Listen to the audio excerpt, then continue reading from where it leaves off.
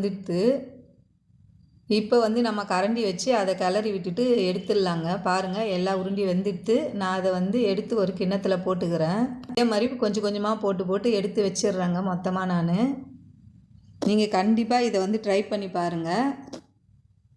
சூப்பராக வருங்க இந்த குலாப் ஜாமுனு. இந்த மாதிரி செய்யும்போது உருண்டை பிடிக்கும்போது லைட்டாக ஆயில் ஆட் பண்ணிக்கணுங்க. கையில் தேய்க்க வேணாம், மாவு கூடவே போட்டு பிசைஞ்சோம்னா நமக்கு சூப்பராக வருங்க. இப்போ பாருங்கள், குலாப் ஜாமுன் ரெடி ஆயிடுச்சு. நான் எல்லாத்தையும் இந்த மாதிரி கொஞ்சம் கொஞ்சமாக போட்டு மொத்தமாக பொரித்து எடுத்துட்டேங்க.